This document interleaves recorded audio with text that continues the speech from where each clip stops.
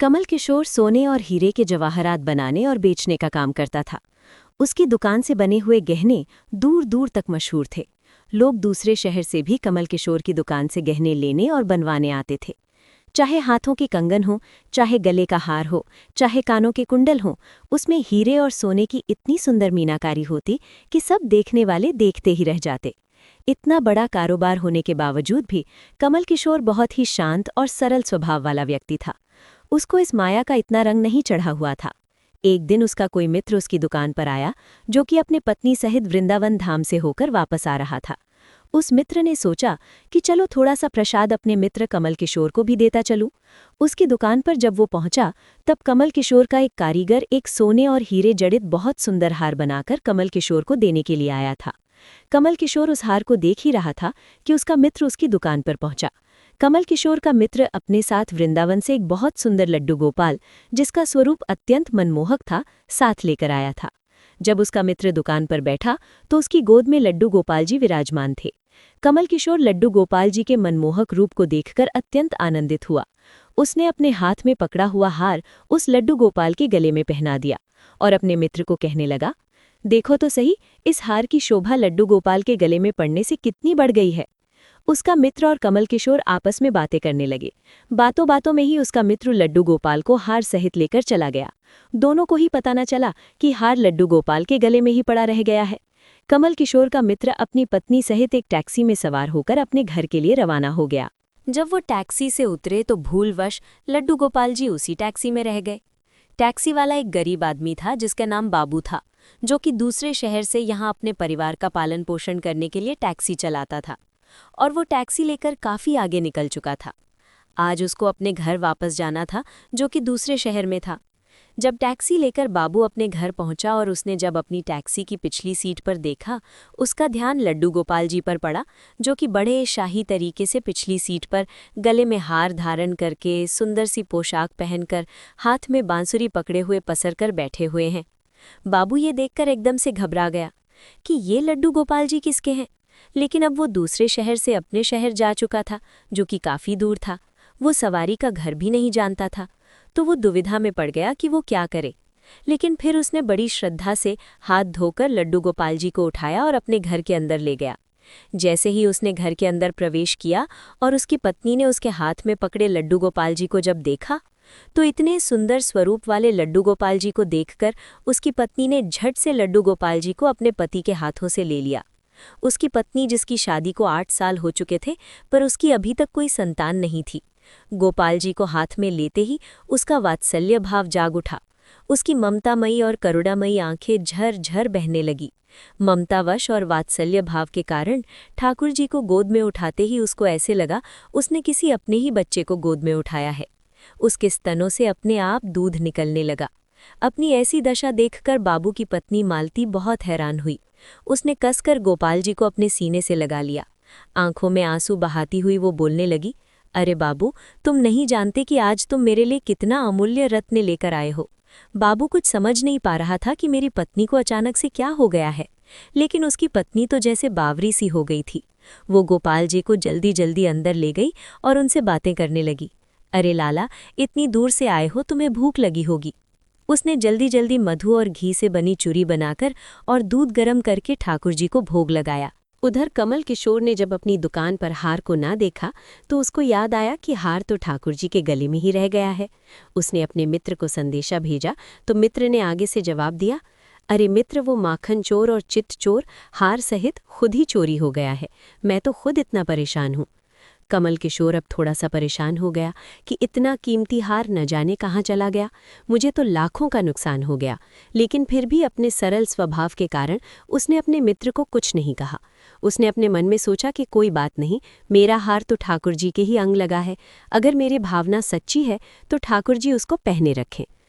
उधर बाबू और उसकी पत्नी मालती दिन रात ठाकुर जी की सेवा करते।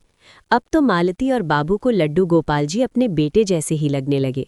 लड्डू गोपाल जी की कृपा से अब मालती के घर एक बहुत ही सुंदर बेटी ने जन्म लिया। इन सब बातों का श्रेय वो लड्डू गोपाल जी को ही देते कि ये हमारा बेटा है और अब हमारी बेटी हुई है, अब हमारा परिवार पूरा हो गया। मालती लड्डू गोपाल जी को इतना स्नेह करती थी कि रात को उठ उठकर देखने जाती थी कि लड्डू गोपाल जी को कोई कष्ट तो नहीं है। ऐसे ही एक दिन कमल किशोर को व्यापार के सिलसिले में दूसरे शहर आना पड़ा, जहां पर बाबू रहता था। लेकिन दुर्भाग्यवश जब वो उस शहर में पहुंचा तो अचानक से इतनी बारिश शुरू हो गई कि कमल किशोर को जहां पहुंचना था वहां पहुंच ना सका।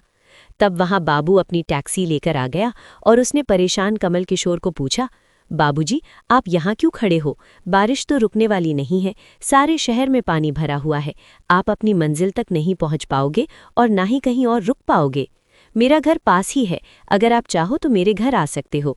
कमल किशोर, जिसके पास सोने और हीरे के काफ़ी गहने थे, वो अनजान टैक्सी वाले के साथ जाने के लिए थोड़ा सा घबरा रहा था, लेकिन उसके पास और कोई चारा भी नहीं था और वो बाबू के घर उसके साथ टैक्सी में बैठकर चला गया। घर पहुंचते ही बाबू ने मालती को आवाज दी कि आज हमारे घर मेहमान आए हैं, उनके लिए खाना बनाओ। कमल किशोर ने देखा कि बाबू का घर बहुत छोटा सा लेकिन व्यवस्थित ढंग से सजा हुआ था। घर में अजीब तरह के इत्र की खुशबू आ रही थी जो कि उसके हृदय को आनंदित कर रही थी। जब मालती ने उनको भोजन परोसा तो कमल किशोर को उसमें अमृत जैसा स्वाद आया। उसका ध्यान बार बार उस दिशा की तरफ जा रहा था जहां पर ठाकुर जी विराजमान थे। वहां से उसको एक अजीब तरह का प्रकाश नजर आ रहा था। हार कर कमल किशोर ने बाबू को पूछा कि अगर आपको कोई ऐतराज न हो तो क्या आप बता सकते हैं कि उस दिशा में क्या रखा है? मेरा ध्यान बार बार उसी तरफ आकर्षित हो रहा है। बाबू और मालती ने एक दूसरे की तरफ मुस्कुराते हुए कहा कि वहां पर तो हमारे घर के सबसे अहम सदस्य लड्डू गोपाल जी विराजमान हैं। तो कमल किशोर ने कहा, क्या मैं उनके दर्शन कर सकता हूँ?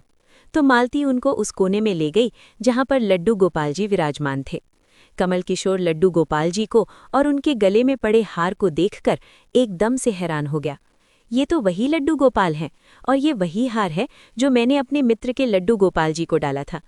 कमल किशोर ने बड़ी विनम्रता से पूछा, ये गोपाल जी तुम कहाँ से लाए? बाबू, जिसके मन में कोई छल कपट नहीं था, उसने कमल किशोर को सारी बात बता दी कि कैसे उसको सौभाग्य से गोपाल जी मिले और उनके हमारे घर आने से हमारा दुर्भाग्य सौभाग्य में बदल गया। कमल किशोर ने कहा, क्या तुम जानते हो कि जो हार ठाकुर जी के गले में पड़ा है उसकी कीमत क्या है? बाबू और मालती ने बड़ी विनम्रता से हाथ जोड़कर कहा कि जो चीज़ हमारे लड्डू गोपाल जी के अंग लग गई, हम उसका मूल्य नहीं जानना चाहते। हमारे लाला के सामने किसी चीज़, किसी हार का कोई मोल नहीं है।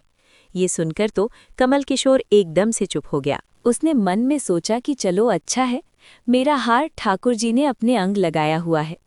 अगले दिन वो चलने को तैयार हुआ और बाबू उनको टैक्सी में लेकर उनके मंजिल तक पहुंचाने गया।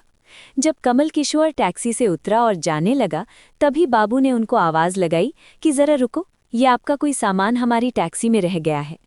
लेकिन कमल किशोर ने कहा, मैंने तो वहाँ कुछ नहीं रखा।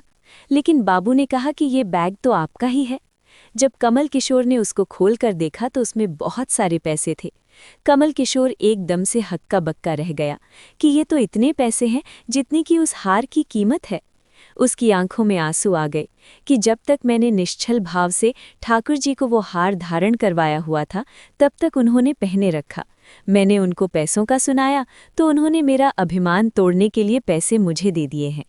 वो ठाकुर जी से क्षमा मांगने लगा, लेकिन अब हो भी क्या सकता था। इसलिए हमारे अंदर ऐसे भाव होने चाहिए कि उसमें अहंकार न होकर विनम्रता होनी चाहिए। ठाकुर जी जैसा चाहते हैं वैसा ही होता है, हम तो निमित्त मात्र हैं। कौन ठाकुर जी को वृंदावन से लाया और किसके घर आकर वो विराजमान हुए, ये सब ठाकुर जी की ही लीला है। किसके घर रहना है, किसके घर की सेवा लेनी है, ये वही जानते हैं। हम लोग तो निमित्त मात्र हैं, बस हमारे भाव शुद्ध होने चाहिए।